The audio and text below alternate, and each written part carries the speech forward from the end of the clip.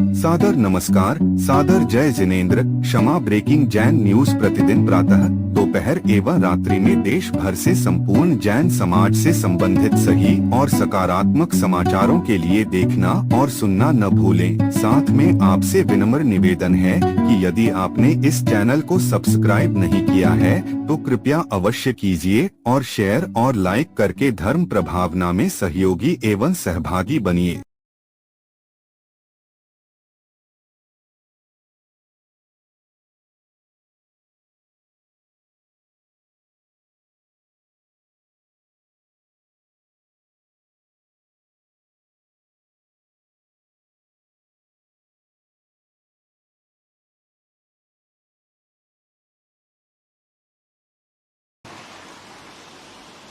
जिज्ञासा रख रहे हैं डॉक्टर पंकज शुक्ला जी, जो स्किन रोग विशेषज्ञ हैं, वो तैयार रहेंगे। स्त्री रोग विशेषज्ञ डॉक्टर दीप्ति सुराना।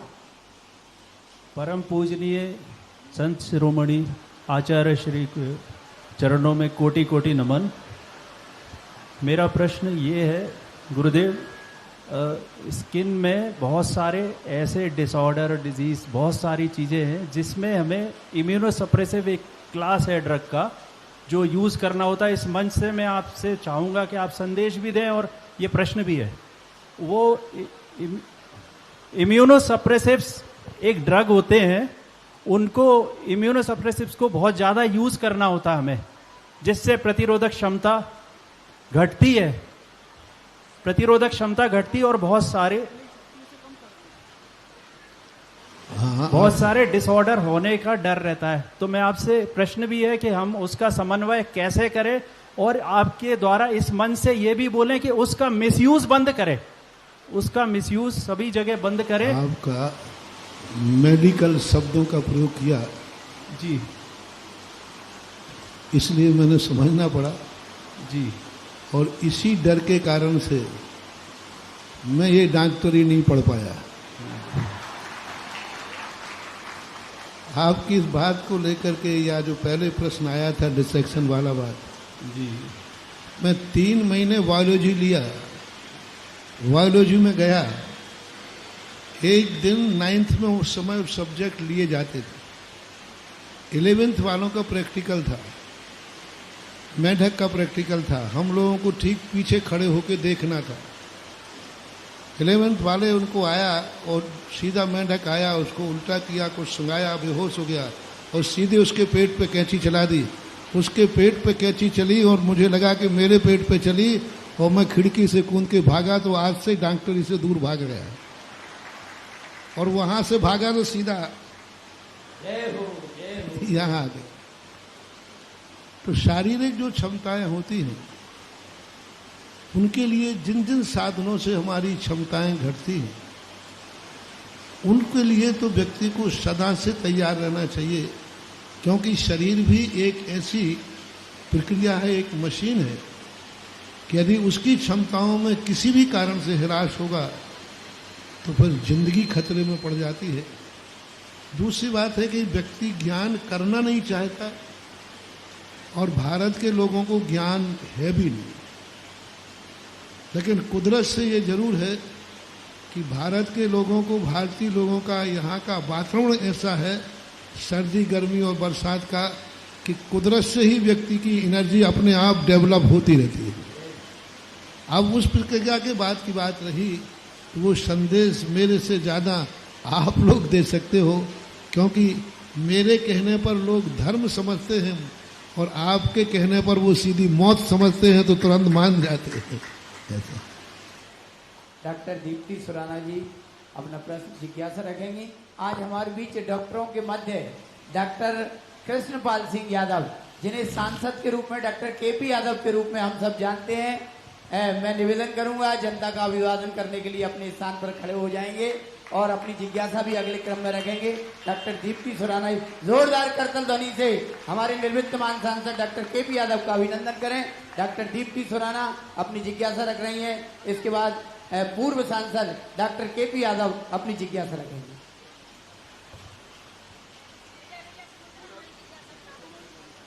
माइक पास में रखे। बोलो।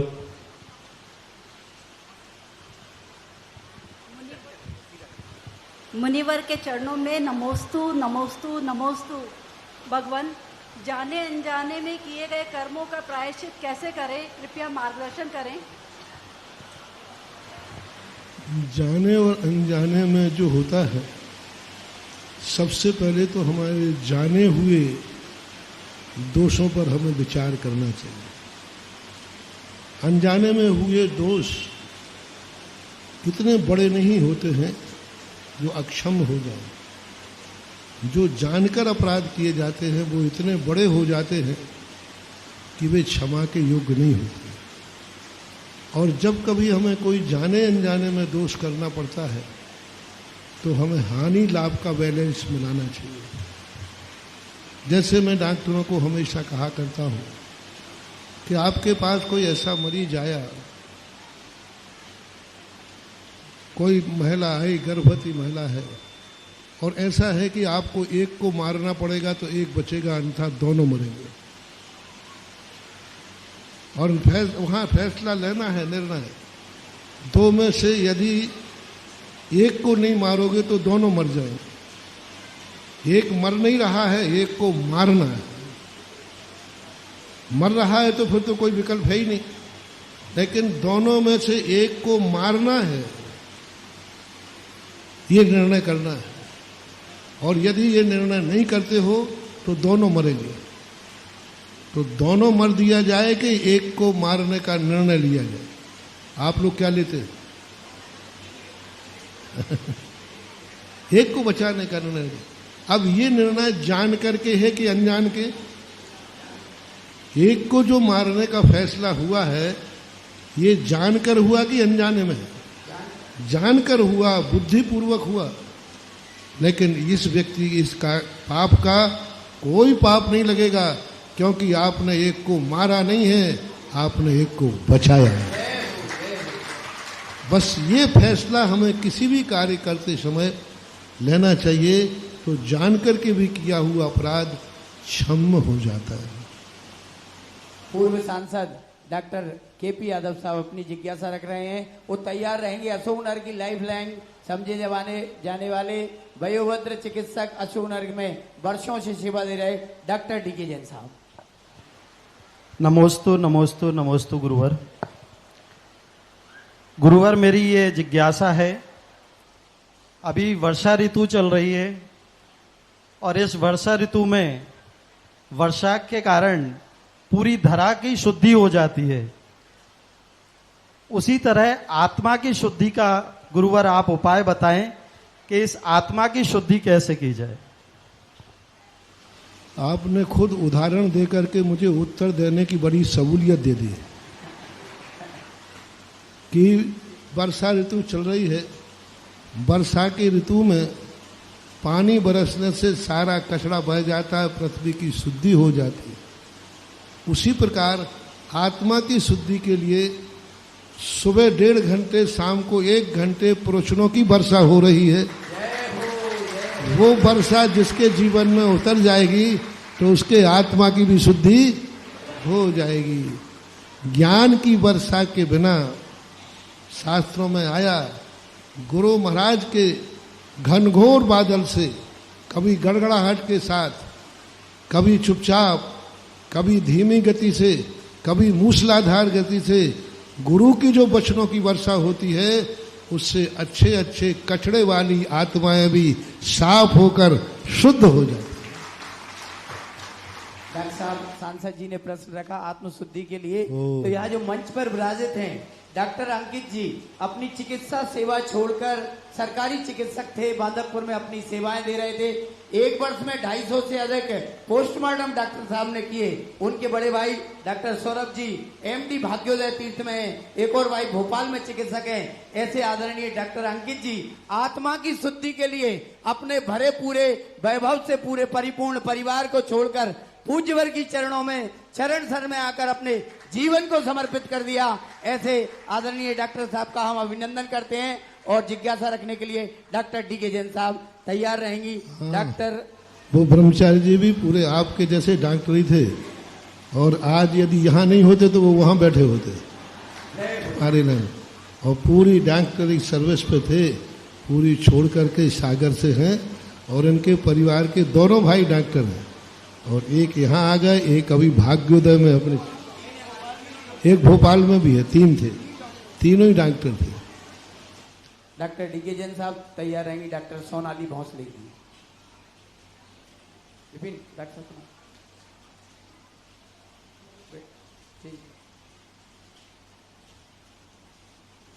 जब तक डॉक्टर सोनाली भोसले जी। हेलो। परम पूज्य निर्यापक श्रीमन सुधा सागर महाराज के चरणों में मेरा बारंबार नमोस्तु। परम पूज्य छुल्लक त्रय के चरणों में बारंबार इच्छामि नमोस्तु। महाराज जी, मेरा प्रश्न ये है कि आज के युग में सभी लोग स्वास्थ्य के प्रति इतने सजग हैं, फिर भी बीमारियां क्यों बढ़ती जा रही हैं? क्या इसके पीछे लोगों का रहन सहन और खान पान ज़्यादा जिम्मेवार है या कोई और कारण है? इसके बारे में मार्गदर्शन देने का जो विज्ञान और भौतिकवाद ऐसा है, राजनीति शराब का लाइसेंस तो देती है लेकिन पीना अपराध है। इसी प्रकार विज्ञान स्वास्थ्य की चर्चा तो कर रहा है लेकिन बीमारी के कारण से कितने ऐसे रसायन पैदा कर रहा है जिससे नई नई बीमारियां पैदा हो रही हैं। विज्ञान के विकास को सबसे बड़ी यहीं पर चुनौती दी जा सकती है। पहले एक वैद्य 10 गांवों को देखता था। एक मुगावली के वैद्य थे, आपके पिताजी थे शायद, वो नाम बहुत है, प्रमोद जी के पास। हाँ, पूरे एरिया के माने जाते। एक वैद्य 10 गांवों को निरोग रखता था और आज एक गांव में 10 डॉक्टर हैं, फिर भी रेफर्ड केस किए जाते हैं। मूल कारण वही है कि शराब का लाइसेंस तो दिया जा रहा है लेकिन पीना अपराध है। इतना ज़्यादा पीछे से प्रदूषित किया जा रहा है। आज डॉक्टर उनको कहता है कि शाकाहार करो, सब्जियां खाओ, सलाद खाओ। वो सलाद खा रहा है कि जहर खा रहा है? आज वो कुछ से कह दिया भाई फल खाइए। आज कौन सा फल है जिसमें कोई केमिकल न डला हो? कोल्ड स्टोर में गया तो केमिकल, उत्पन्न हुआ तो केमिकल, हर चीज में।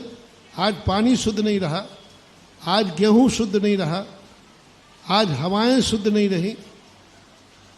जो कुछ नहीं खा रहे उनको भी कैंसर बीमारियां हो रही क्योंकि ऑक्सीजन हवाओं के माध्यम से। तो आज विज्ञान ने सारे वातावरण को इतना अशुद्ध कर दिया है, इतना अशुद्ध कर दिया, तुम कितना भी मेडिसिन में विकास कर लेना, मरीज बढ़ते ही जाएंगे।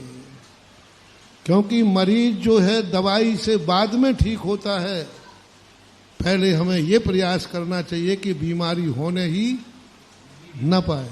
तो आज जो विज्ञान ने, आज सारी नदियां आपने गंदी कर दी। आज ऑक्सीजन के संबंध में आप ही लोग कहते हैं विज्ञान का चमत्कार देखो कितना है। चमत्कार कहें या दुर्भाग्य कि आज विज्ञान की स्थिति ये बना दी कि लोग ऑक्सीजन नहीं ले सकते। आज मास्क लगाना पड़ रहा है। हवाएं दूषित कर दी। अब हवाएं जब दूषित हो जाएंगी तो क्या करेगी, कितना मेडिसिन करोगे? आज संसार में सबसे ज्यादा बीमारियां वहां हैं जहां सबसे ज्यादा वैज्ञानिक लोग हैं। आज सबसे ज्यादा कोई बड़ी बीमारी फैलती है तो अमेरिका से फैलती है। क्यों? वहां सबसे ज्यादा डॉक्टर है, वहां सबसे ज्यादा मेडिसिन है, वहां सबसे ज्यादा आविष्कार है और हर बीमारी का स्रोत बनता है विकसित देश। कोरोना कहाँ से फैला? चाइना से, इसे आप विकसित मानते हैं। चिकनगुनिया कहाँ से फैला था? स्वाइन फ्लू कहाँ से फैला था? सबसे ज्यादा एड्स की बीमारियां कहाँ हैं? सबसे ज्यादा एड्स अमेरिका के अंदर है। सबसे ज्यादा बीमारियां, कोई भी बीमारी होती है, क्यों? क्योंकि वो दवाइयां तो बना रहे हैं लेकिन बीमारी के स्रोत खत्म नहीं कर पा रहे हैं। और हमारे यहाँ नीति थी यदि पथ्य है तो औषधि की जरूरत नहीं है और पथ्य नहीं है तो औषधि कोई काम करेगी नहीं। ये मूल कारण है। डॉक्टर सोनाली भोसले वो तैयार रहेंगे। डॉक्टर प्रदीप कयाल। महाराज जी नमस्तुते नमस्तु नमस्तु चरण वंदना। मैं आपसे कुछ मार्गदर्शन चाहती हूँ। हमारे यहाँ जो मरीज आते हैं कुछ असंतुष्ट ही रहते हैं। हम तो हमारी तरफ से पूरी कोशिश करते हैं, लेकिन वो इतने असंतुष्ट होते कि उत्पात मचाते हैं। ऐसे वक्त हमारे भाव क्या होने चाहिए, हमने क्या करना चाहिए? परेशान व्यक्ति उत्पाद ही मचाएगा। उस समय अपन को सोचना चाहिए, काश वही परेशानी हमारे ऊपर होती तो क्या हम शांत बैठ जाते। उसको देखो, उसकी जिंदगी देखो, वो कितना असंतुष्ट है, मौत से खेल रहा है उसका मरीज, और उसको 1 मिनट की देरी दिखती है तो उसे तो मौत दिखती है। एम्बुलेंस में जब मरीज जाता है तो परिवार वालों की हालत देखो क्या होती है। उनकी दृष्टि उसी पर टिकी रहती है, कहीं गड़बड़ नहीं हो जाए, गड़बड़ नहीं हो जाए, बस अस्पताल आ गया, बस अस्पताल आ गया, बस अस्पताल आ गया, ड्राइवर थोड़ा स्पीड से चलाओ, आ गया। और वो अस्पताल पहुंचने के बाद उसको इंतजार करना पड़े तो उसका साहस का बांध टूट जाता है। विपत्ति काल में आए हुए आक्रोश को आक्रोश नहीं माना जाता, वह नेचुरल उसकी वेदना मानना चाहिए, संवेदना मानना चाहिए। अगली जिज्ञासा रख रहे हैं डॉक्टर प्रमोद जी, जो हमारे मध्य मुंगौली से उपस्थित हैं और तैयार रहेंगे। सुबोधय तीर्थ बीनागंज कमेटी से एक व्यक्ति, पूरी कमेटी खड़े होकर जिज्ञासा रखेंगे। डॉक्टर प्रमोद जी। महाराज जी के चरणों में नमोस्तु नमोस्तु नमोस्तु। छुल्लक जी महाराज जी के चरणों में इच्छामी इच्छामी। महाराज जी, मैं एक आपके माध्यम से एक संदेश यहाँ देना चाहता हूँ। जो जानकारी मुझे थोड़ी बहुत प्राप्त हुई है वो कितनी सत्य है या असत्य है इसके बारे में स्वयं निर्णय करें। आजकल महाराज श्री ये देखा जा रहा है कि कैंसर जैसी बीमारियां बहुत हो रही हैं, और हम लोग जैन समाज के लोग जबकि शुद्धता का इतना ख्याल रखते हैं, गेहूं तक कोई भी चीज़ धोकर उनको इस्तेमाल करते हैं, सब्जी भी धोकर इस्तेमाल करते हैं, इसके बाद भी क्या कारण है कि कैंसर जैसी चीज़ों से हम लोग ग्रसित होते हैं। तो महाराज जी, मैंने एक एग्रीकल्चर के साइंटिस्ट भोपाल में उनसे चर्चा की, तो उनका ये कहना है कि जो पेस्टिसाइड जो गेहूं में डलता है और उसको हम धोकर खाते हैं, तो यदि उसको गर्म पानी में 10 मिनट के लिए छोड़ दें और फिर उसका इस्तेमाल करें तो पेस्टिसाइड उसमें घुल जाएगा और आपको नुकसान नहीं देगा। दूसरा ये है महाराज श्री कि जो सब्जियां हम खाते हैं तो उनको क्या होता, धोते तो हैं परंतु उनको यदि हम रनिंग वाटर में धोएं तो क्योंकि जो उसके ऊपर भी जो केमिकल होता है वो उसकी स्किन में ही रहता है, अंदर एब्जॉर्ब नहीं होता, ऐसा उन्होंने बताया। तो यदि उसको रनिंग वाटर में धोएं तो वो केमिकल उसके साथ चला जाता है। हम लोग क्या करते हैं, भगोनी में धो लेते हैं तो केमिकल उसका उसी में रह जाता है। तो महाराज ये 2 मुझे संदेश मिले थे जिनका मुझे जानकारी थोड़ी बहुत प्राप्त हुई, तो मैं चाहता हूं कि महाराज जी आप इस पर मार्गदर्शन देने की कृपा करें। डॉक्टर साहब, ये बात जो आपने कही ये तो फिर भी लोग करने लगे हैं, कर रहे हैं, लेकिन अंदर जो तुमने इंजेक्शन से डलवा दिया है उसका क्या होगा? हम लोग लौकी लेते हैं, हम लोगों की लौकी बहुत धुलती है, वायल होती है, लेते हैं, लेकिन हम लौकियों के कितने कलर देखते हैं। पहले हमें लौकी मिलती थी, एक एग्जाम्पल दे रहा हूँ, लौकी मिलती थी सबका कलर एक होता था, हल्दी डलती थी तो पीला होता, लेकिन आज लौकियों के कलर, उनका रस, उनका स्वाद, कोई लौकी बिल्कुल काली दिखती है बनने के बाद, स्वाद ही नहीं रहता। इससे सिद्ध है कि उसके अंदर कोई ऐसा केमिकल डाल दिया गया है जो निकाले से भी नहीं निकलेगा। गेहूं के अंदर उपज के साथ डाला जा रहा है, ऊपर से जो छिड़काव है उसको तो दूर किया जा सकता है, लेकिन जो बीज को ही बदला जा रहा है उसके संबंध में तो सरकार, वैज्ञानिक लोग, क्योंकि वैज्ञानिक कोई देवता नहीं है, मनुष्य ही है, वैज्ञान कोई राक्षस नहीं है, मनुष्य ही है, वैज्ञान कोई दानव पशु नहीं है, मनुष्य ही है। जब तक इस पर विज्ञान ये जो आज आपके विज्ञान ने खोजा है, ये हमारे शास्त्रों के लिखने वाले जो अदृश्य ज्ञानी थे, महावीर भी जानते थे। वो जानते थे कि कैसे ये केमिकल बनते हैं, वो सब जानते थे, लेकिन उन्होंने नहीं बताया, क्योंकि तुम्हारा विज्ञान मानववादी है और हमारे महावीर मानवतावादी थे। जय हो, जय हो। मानववादी कहता है मैं तुम्हें खूब धन दूंगा, अर्थ प्रधान बना दूंगा, जिंदगी मरे तो मर जाए। और मानवतावादी उस पिता के समान होता है जो अपने बेटों को बुराई जानता है, बुरा रास्ता भी जानता है, लेकिन बेटे से छुपा लेगा, वो बुरा रास्ता बताएगा नहीं, वो अच्छा रास्ता बताएगा। लेकिन विज्ञान वो है, चाहे कुछ भी हो हमें तो नया खोजना है, चाहे उससे सृष्टि का विनाश हो तो हो जाए। तो इस पर तो जब तक वैज्ञानिक लोग नहीं सोचेंगे, हम इस दुनिया को नहीं बचा सकते, नहीं बच पाएगा। और विज्ञान के लिए सरकार को चेतना पड़ेगा, सरकार को स्टे लगाना पड़ेगा कि इस प्रकार का अपराध जिस गेहूं में पाया गया, जिस सब्जी में पाया गया, उसको उतना ही बड़ा दंड मिलना चाहिए जैसा कि कोई मर्डर कर देता है तो दंड दिया जाता है। यदि विज्ञान ये कदम उठा ले कि इस प्रकार के केमिकल जो नुकसानदायक हैं उन पे वही 302 धारा लगाई जाएगी जो मर्डर पर लगाई जाती है, क्योंकि उससे भी मारा ही जा रहा है। ऐसे सख्त कदम जब उठाए जाएंगे तो शायद कुछ सुधार किया जा सकता है, और संभावना है कि आज नहीं कल ये कदम उठाना पड़ेगा, लेकिन जब तक बहुत लेट हो गए होंगे। डॉक्टर माथुर जिज्ञासा रख रहे हैं, तैयार रहेंगे। सूबोदय कमेटी के साथ ही साथ मुंबई से हमारे बीच पधारे सीए अल्पेश जी। गुरुवर के चरणों में कोटि कोटि प्रणाम। गुरुवर, मेरा प्रश्न ये है कि चिकित्सक की जीविका मनुष्य की बीमारी पर चलती है। हम लोग ये सोचते हैं कि मरीज बढ़े, ये हम अपराध करते हैं क्या? इसके ऊपर हम कल पूरे परिवार की जीविका ही ये है। पूरा बहुत सच्चा डॉक्टर साहब, मैं समझ गया। इसके ऊपर हम अभी कल ही परसों में हमने पूरा 1 घंटे का प्रवचन दिया। आज जो मेडिसन एक दान था, औषधि दान, आज वह मेडिसन एक बहुत बड़ा व्यापार बन गया।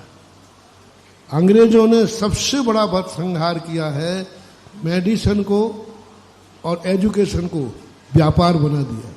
और हमारे देश में ये दोनों व्यापार नहीं थे, दान थे। मैं पूछता हूं, रावण के सुषेण वैद्य ने लक्ष्मण को ठीक करने की क्या फीस ली थी? क्या उसका परिवार नहीं था? और उसको यह भी मालूम था कि मैं राजा के विपरीत कार्य कर रहा हूं, राजा मुझे मौत भी दे सकता है, रावण मौत भी दे सकता है। तुम मरीज को ठीक करके आए जिसको मैंने 15 दिन में जीत पाया। पर उस समय सुषेण वैद्य ने एक ही कहा, मेरी मौत हो तो हो जाए, दुनिया हिले तो हिले, मेरे सामने मरीज है, चाहे वो दुश्मन का हो चाहे मेरा हो, मुझे मरीज को ठीक करना है, बस इतनी सी बात है। चाहता तो सुषेण वैद्य रामचंद्र जी से अयोध्या का राज्य लिखा लेता। बोलो श्री राम लिख देते कि नहीं? बोलो ना जल्दी। अरे प्राणी लिख रहे थे वो तो। यदि लक्ष्मण जिंदा नहीं हुआ तो मैं भी प्रातःकाल प्राणों का परित्याग कर दूंगा। और सुषेण वैद्य कहते कि देखो मैं मरीज को ठीक कर दूंगा, अयोध्या का राज्य लिख दो। रामचंद्र जी कहते अयोध्या का राज्य? कोरे कागज पर लिख देते। लेकिन सुषेण वैद्य ने क्या इस मजबूरी का लाभ उठाया? सुषेण वैद्य ने क्या इस मजबूरी का लाभ उठाया? नहीं। उसने कहा कि इस समय यदि मैंने मजबूरी का लाभ उठाया तो जो मेरे हाथ में कला है यह कला उसी दिन नष्ट हो जाएगी। तो हर डॉक्टर को मैं हमेशा कहता हूं, सुषेण वैद्य की कला, सुषेण वैद्य का विचार हर वैद्य और डॉक्टर के दिमाग में किसी ना किसी कोने में प्रज्वलित रहना चाहिए। सुबोदय से जिज्ञासा रख रहे हैं और तैयार रहेंगे हमारे महामंत्री आज कुछ बात रखने के लिए।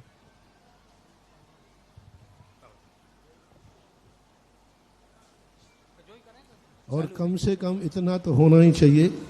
ठीक है, आपकी आजीविका है, तो आजीविका के साथ में मैंने कल ही एक प्रश्न दिया था।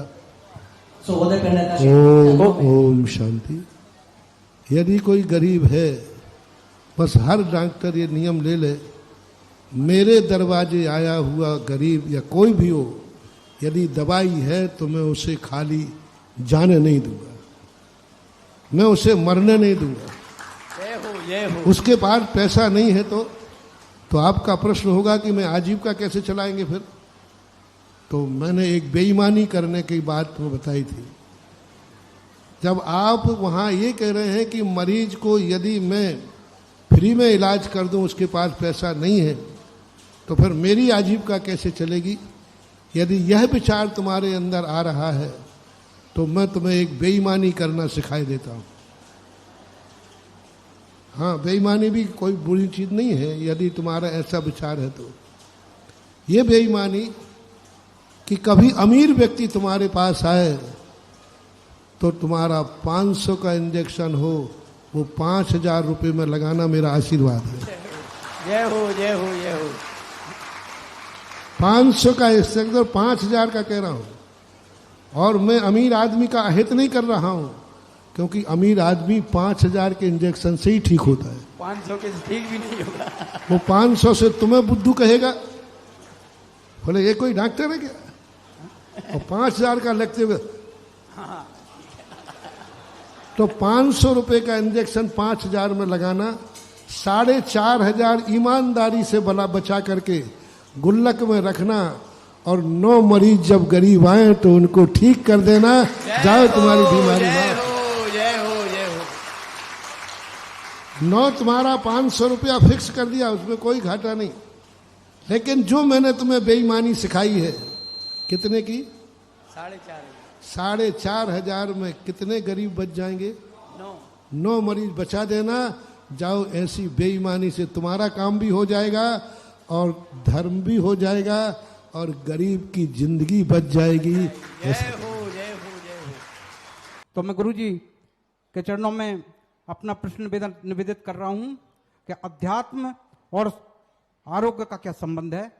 इस संबंध में भी गुरुजी हमारी इस गुत्थी को सुलझाएंगे। देखो, जिस देश में अपन रहते हैं, यदि वो कानून के खिलाफ आतंकवादी है, प्राप्त किया, सौभाग्य प्राप्त किया पाली स्टील परिवार ने, जिसे आज पूज्य गुरुदेव की नवदा भक्ति करने का सौभाग्य प्राप्त हुआ।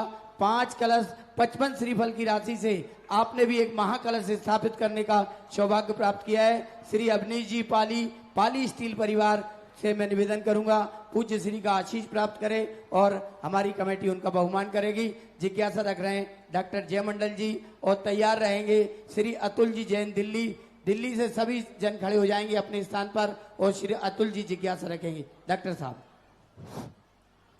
गुरुदेव के चरणों में साष्टांग नमन। गुरुजी, एक तो मेरे साथियों की तरफ से एक प्रश्न आया है कि जैसे कोई आतंकवादी है और उसका चिकित्सक इलाज करते हैं अपने अपने दायरे में, लेकिन वो ठीक होकर फिर न जाने कितने निर्दोषों को मारेगा, सैकड़ों लोगों की हत्या करेगा। तो ये हमारे लिए उसका इलाज करना हमारे चिकित्सक लोगों के लिए ठीक है या नहीं, ये छोटा प्रश्न है। और मेरे स्वयं का प्रश्न गुरुजी ये है कि आप विराट चेतना के रूप में और धर्म ध्वजा के स्वरूप में पूरे दुनिया का, देश का जागरण कर रहे हैं, और नीचे हमारे सभी चिकित्सक बंधु बैठे हैं जो आरोग्य के क्षेत्र में स्वास्थ्य की रक्षा कर रहे हैं। तो मैं गुरुजी के चरणों में अपना प्रश्न निवेदित कर रहा हूं कि अध्यात्म और आरोग्य का क्या संबंध है। इस संबंध में भी गुरुजी हमारी इस गुत्थी को सुलझाएंगे। देखो, जिस देश में अपन रहते हैं, यदि वो कानून के खिलाफ आतंकवादी है तो उसका इलाज कई बार कानून भी कराती है, तो क्या करेंगे? जेल में आतंकवादी बीमार हो जाता है तो सरकार खुद अस्पताल में जाकर उसका इलाज कराती है या नहीं? आतंकवादी है, डाकू है, अपराधी है और बीमार हो गया, तो सरकार खुद एम्बुलेंस लेकर उसका इलाज कराती है। अब डॉक्टर लोग उस समय इलाज करें या नहीं करें, करना पड़ेगा। सवाल आतंकवादी का नहीं है, सवाल है कि वह किस परिस्थिति में है। सामान्य आतंकवादियों का मुझे नहीं लगता कि कोई अच्छा हिंदू डॉक्टर होगा, कोई भारतीय होगा कि आतंकवादी चुपचाप आए। या तो उसके लिए इसलिए करना पड़ेगा क्योंकि उसने बंदूक लगा दी है, बोले मेरा इलाज करो नहीं तो मैं तुम्हें उड़ा दूंगा। तो अब वो उड़ जाए या इलाज करे,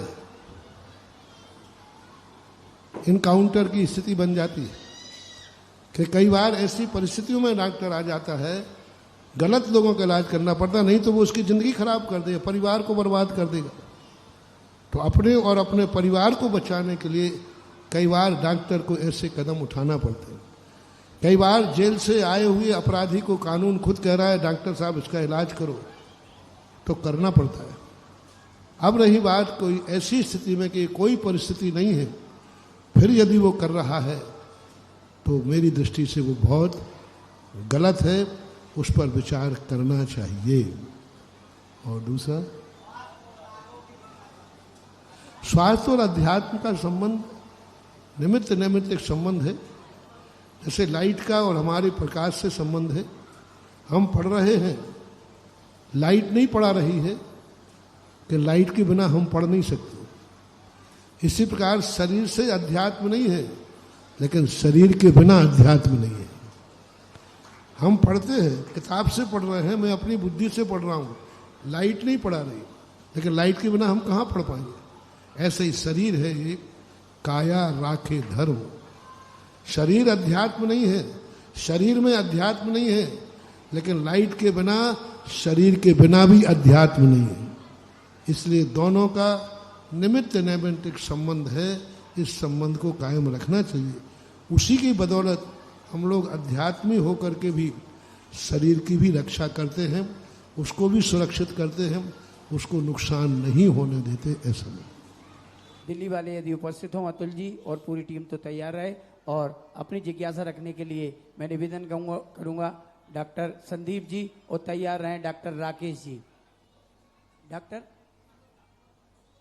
डॉक्टर सूरज सिन्हा जी जिज्ञासा रख रहे हैं, डॉक्टर राकेश जी तैयार रहेंगे। हेलो हेलो, गुरुदेव के चरणों में कोटि कोटि नमन।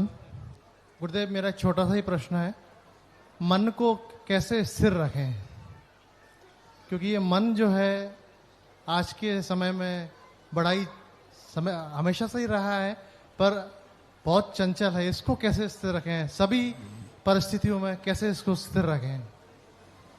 मन को बालक के समान कहा है। बालक मचलता है, तो बालक दो तरीके से वश में हो सकता है। या तो उसको कन्वर्ट कर दिया जाए, वो जिस गलत स्थान पर जा रहा है उसको मोड़ करके, रोकना नहीं। बालक को रोकोगे तो वो रो पड़ेगा, जिद्दी है। उसके उपयोग को कन्वर्ट कर दो, वो दूसरी चीज उसके सामने रख दो।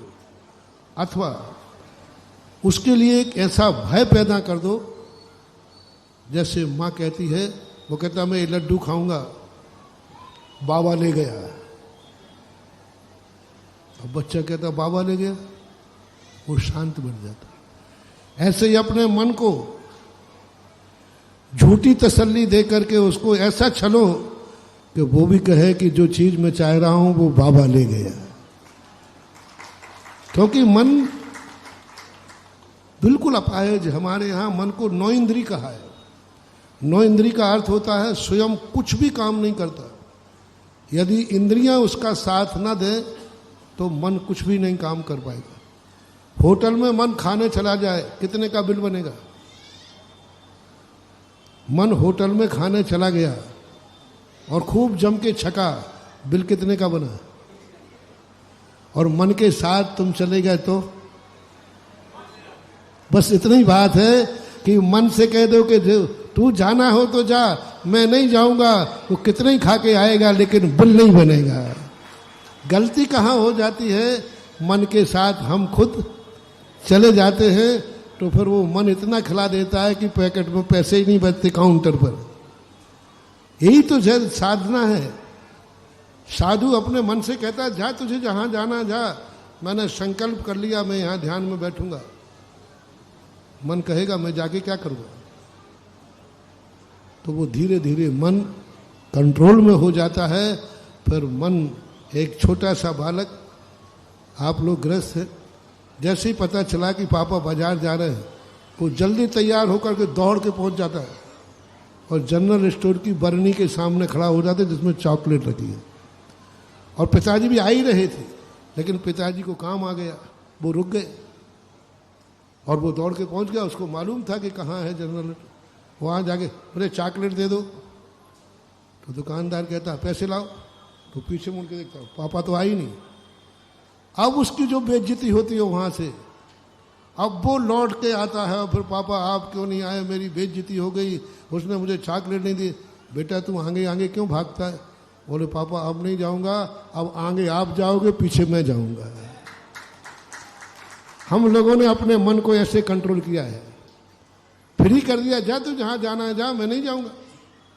तो मन कहता है तुम्हारे बिना तो मेरा क्या होगा, बालक के समान। तो फिर मन को हम समझाते देख अब आगे मत भागना। नहीं नहीं मैं आगे नहीं भागूंगा, आगे आप चलोगे पीछे मैं चलूंगा। बस मन के पीछे भागोगे गड्ढे में गिरोगे, और मन को पीछे रखोगे तो मंजिल पर पहुंचोगे। यह एक कला है। Doctor Sandeep ji, doctor Rakesh ji. देव को सारा नमन। जीवन क्या है, जीवन क्या है, और दूसरा ये कि अपने इस ब्रह्मांड में पृथ्वी के अलावा किसी अन्य ग्रह पर भी जीवन संभव है नहीं? जी हाँ। जीवन वह है जिसमें हम और अपनों का जीवन खतरे में ना हो, बस वही जीवन है। हम और अपनों का, अपनी जिंदगी और अपनों की जिंदगी खतरे में ना पड़े, जिसके लिए एक बहुत बड़ा छोटा सा सूत्र दिया था, जिसकी जिंदगी में जियो और जीने दो का सिद्धांत यदि अपनी आत्मा में उतर गया, समझ लेना उसने जीवन का आनंद ले लिया। अध्यात्म वगैरह ये तो जीवन के विकास है। यदि दुनिया में जिंदगी का आनंद लेना है तो सबसे बड़ा आनंद है जियो और जीने दो। यह सबसे बड़ा जीवन की जीवंतता है। और रही बात जो जीवन की सवाल है, तो जैन दर्शन के अनुसार 3 लोक में ऐसा कोई भी स्थान नहीं है जहाँ जीवन ना हो, जहाँ जीव ना हो। अब ये बात अलग है कि वहाँ मानव पहुँच सकता है या नहीं। हमारे यहाँ मंगल पर, चंद्रमा पर, ग्रहों पर जीव रहते हैं, उनका स्थान है, लेकिन यहाँ का मानव वहाँ पहुँच पाएगा, इसके संबंध में मतभेद हैं। धर्म कहता है नहीं पहुँच सकते हैं, विज्ञान कह रहा है पहुँच रहे हैं। अब वो जो हमारे धर्म शास्त्रों में मंगल ग्रह है, क्या उसी पे पहुँच रहे हैं, क्या विज्ञान ने जिसे खोजा है उस पर पहुँच रहे हैं, ये अभी निर्णय का विषय है। जिज्ञासा रखेंगे डॉक्टर मेघा जी, डॉक्टर संदीप जी, डॉक्टर संदीप जी नहीं, डॉक्टर मेघा जी, और तैयार रहेंगे डॉक्टर हरवीर सिंह रघुवंशी। डॉक्टर हरवीर सिंह मेघा जी। गुरुजी के चरणों में सत सत नमन।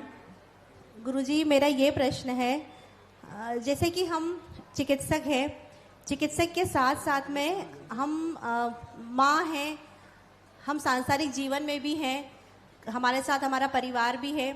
कई बार ये पर्सनली फील होता है कि हम काम के लिए सुबह से शाम तक भाग रहे हैं।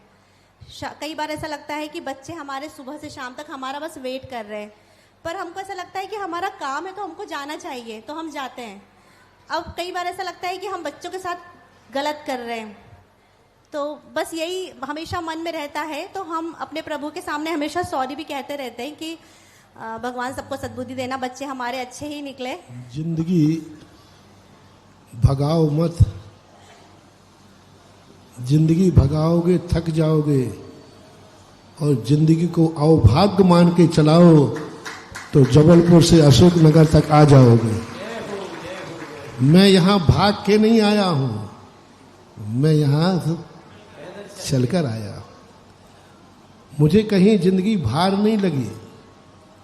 पैरों में दर्द है, कांटे हैं, छाले हैं, लेकिन उनमें भी सौभाग्य है, क्योंकि मुझे मालूम है कि जहां जा रहा हूं वहां भी सौभाग्य ही सौभाग्य है।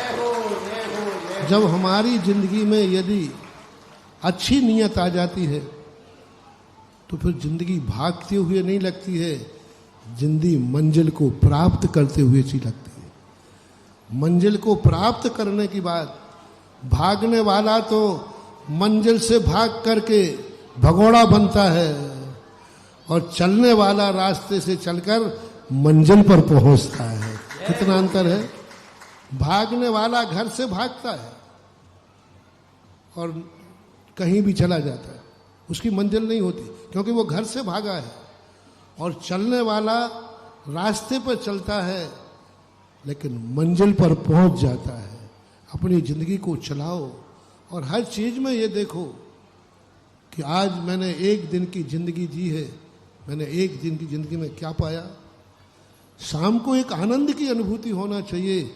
आज का दिन मुझे मिला, हे भगवान मैंने कोई गलत नहीं किया है, आज के दिन में तूने एक दिन मुझे दिया है, मैंने किसी को 100 दिन की जिंदगी दी है। तूने एक दिन दिया, मैंने 100 दिन की जिंदगी दे दी। ऐसी अनुभूति अपने अंदर होना चाहिए। Kshama breaking Jain news YouTube channel पर विज्ञापन देकर धर्म प्रभावना में बने सहभागी। विज्ञापन देने हेतु संपर्क कीजिए मोबाइल नंबर 9026900740 एवं समाचार एवं वीडियो भेजने हेतु WhatsApp number 9335236222। Kshama breaking Jain news YouTube channel देखने के लिए आपको बहुत बहुत धन्यवाद। सादर प्रणाम, सादर जय जिनेंद्र।